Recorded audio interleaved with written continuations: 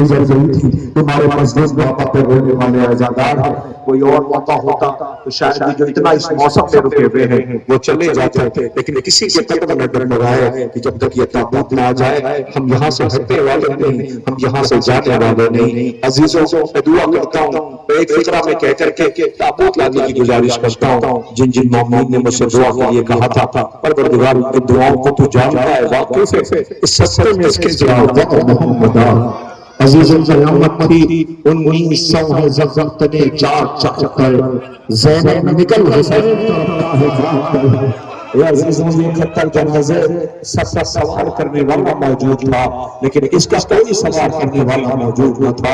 یہ تڑپتا تھا در خیمہ کے باہر اپنے رہبان کے قریب کھڑا تھا کہ قیامت آ گئی. سنو گے سو سواروں کیا ہوا یہ کہ حسین کوئی سوار کرنے والا نہ تھا. حسین جب جب چلے باغ دوپہر کو کوئی نہ تھا جو سنبھالے رکاب پیسن کو. سکینہ پکڑے کھڑی تھی عبا کے دامن کو. حسین چھپ کے کھڑے تھے جھکائے گردن. نہ سکتا کوئی شاہ کربلائی کو فقط بہن نے کیا تھا سوار بائی کو. رونے والا زہرا ملال میدان مختم میں آیا تو مجھے خط شخص نہیں پڑھنی، شہادت نہیں پڑھنی، حسین کا بے کفن لاشا نہیں پڑھنا. جنازہ ہے، جنازے پہ روتا کون ہے؟ اپنا روتا تھا. آپ اپنے رونے کے لیے آئے ہیں، ہماری جان قربان ہو جائے گا. لیکن کسی گھر میں اگر موت ہوتی ہے سب سے پہلے پوچھا جاتا ہے گھر میں ہے کون کون؟ تو لوگ بتاتے ہیں بھائی ہے، بہن ہے، ماں ہے، باپ. لیکن جب کوئی کہتا ہے اس کی بچی بہت چھوٹی ہے تو کیا کیفیت ہوتی ہے؟ لوگ سب سے شخص سے ہاتھ رکھتے ہیں. لیکن اس غریب کی بچہ کہ جس کے رخسار پہ تماشے چل رہے ہیں، جس کا دامن جلایا جا رہا ہے، کانوں سے زندے کھینچے جا رہے ہیں، اس غریب کو حسین کہتے ہیں. 11 محرم کو مل کر دیکھیے گا بس 1.5 منٹ 2 منٹ. 11 محرم کو جب یہ قافلہ مقتل سے گزارا جا رہا تھا، میری طرف دیکھیے گا بیویوں کے ہاتھ یوں بندھے ہوئے تھے، بچے ماں کے گلے میں باہر ڈالے تھے. ایک بچی تھی جو کہتی تھی نیند آئے گی جب آپ کی روح پاؤں گی بابا، میں رات کو مختل میں چلی جاؤں گی بابا. وہ 11 محرم کو اپنی زخمی پھوپھی کے قریب آئی. میری طرف دیکھیے گا اپنی زخمی پھوپھی کے قریب آئی اور آگے کہتی پھوپھی اماں کیا یہ ممکن ہے؟ پھوپھی اماں کیا یہ ممکن ہے کہ میں یہیں ٹھہر جاؤں؟ سکینہ یہ بیابان جنگل لگوی لاشا ہے، تمہارا بابا کہاں پھوپھی اماں سے تو کہتے میں یہاں ٹھہر جاؤں. سکینہ بی بی روک کے کیا کرو گی؟ سنیے گا آواز پھوپھی اماں میں تو بابا کے سینے پہ سوچی تھی. ہاں سکینہ آواز پھوپھی اماں بابا جب سینے پہ سلاتے تھے مجھے لوگ ہی سلاتے تھے. پھوپھی اماں بابا مجھے واقعہ سنایا کرتے تھے. بابا ایک روز مجھے سینے پہ سلا کر سر سے شفقت سے ہاتھ پھیر دیتے تھے اور کہتے تھے سنو سکینہ سنو. جی بابا ایک صحابی رسول تھے جن کا نام تھا حضرت ابو ذر غفاری.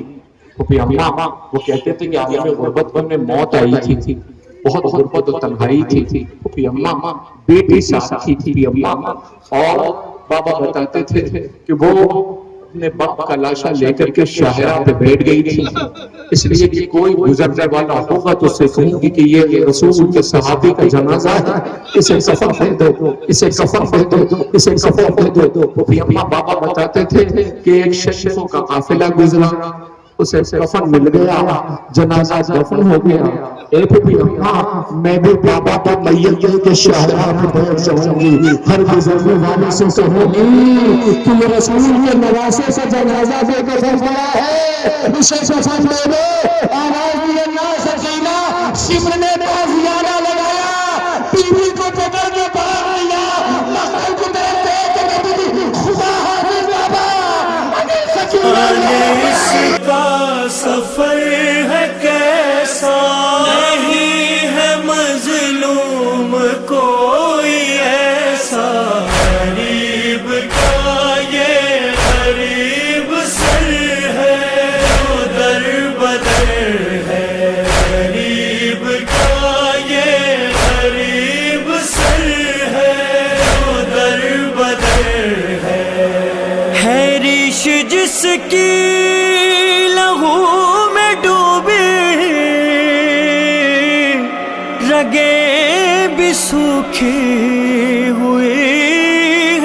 جس کی بھری ہے زلفوں میں خاک ہائے، کٹے ہیں لب اور جبیں ہے زخمی، آیا ہے چہرے سے غم بلا کے، جیسے مارا رلا رلا کے، غریب کا یہ غریب سر ہے جو در بدر ہے، غریب کا یہ غریب سر ہے جو در بدر ہے۔ چلا تھا جس وقت اس پہ خنجر، تھا گود میں فاطمہ کی یہ سر، کھڑی تھی 70 قدم پہ زینب، گرا یہ سر جب زمین پہ کٹ کر،